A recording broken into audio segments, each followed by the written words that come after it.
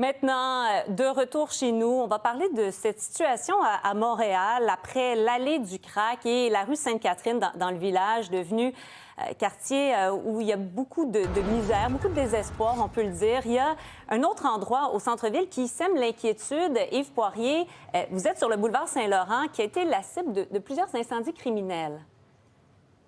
Absolument, ça sème l'inquiétude. Il y a même la candidate à la mairie, Soraya Martinez, qui a fait le point tantôt avec des commerçants, des citoyens. Je vous amène en image sur le boulevard Saint-Laurent. C'est entre Maisonneuve et Ontario, Marianne, pour être plus précis. Vous voyez un immeuble lourdement endommagé. C'était notamment le 7 avril dernier, cet incendie. Mais on me dit que l'immeuble, selon les commerçants, serait donc instable au niveau de la structure. Première inquiétude. D'autre part, il y a beaucoup de consommateurs de drogue également dans le secteur. J'ai vu tantôt plusieurs seringues souillées au sol. Au même endroit, on parle d'attaques, ciblant également des employés de restaurants. Vous allez entendre notamment la candidate à la mairie, mais aussi quelques commerçants qu'on a rencontrés sur place tantôt. Et à 4 reprises maintenant, peut-être plus, il y a des incidents avec du monde dans la rue qui viennent et qui attaquent le staff. Et je me suis fait menacer avec des objets pointus. On a de la difficulté à avoir des employés parce que nos employés, ils ont peur. Ils ont peur de se faire attaquer. Je peux pas blâmer les itinérants du coin, les gens qui ont des problèmes de santé mentale, des problèmes de toxicomanie.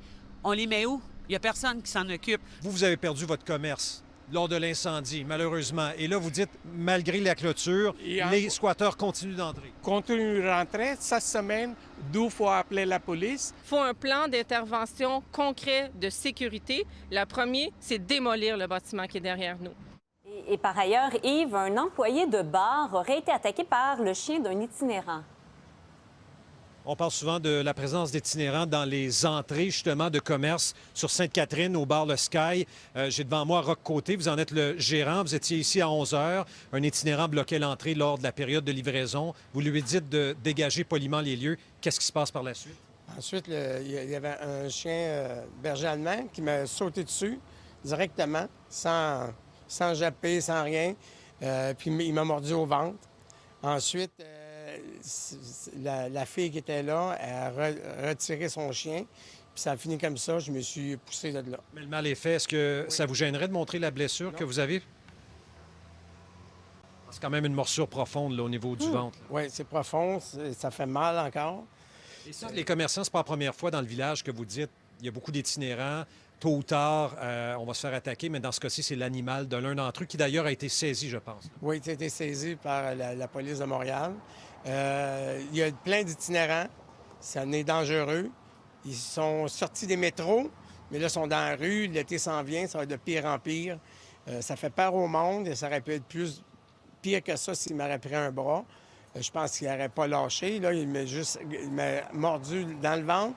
Mais ça n'a pas été un point d'ancrage pour lui. Ça fait qu'il m'a lâché. Je vous laisse aller à l'hôpital. Bonne chance, M. Côté. Merci beaucoup. Côté, qui est le gérant du bar Le Sky à Montréal. Je rappelle que Fadi Daguerre, il y a quelques semaines à peine, avec Robert Baudry, le responsable de l'itinérance ici à Montréal, était sur la rue Sainte-Catherine, Marianne, pour amener donc cette nouvelle, voulant qu'il y aura plus de policiers d'ailleurs cet été pour sécuriser et ramener ce sentiment de sécurité en ville. Voilà pour cette nouvelle. Merci beaucoup, Yves. Au revoir. Merci à vous.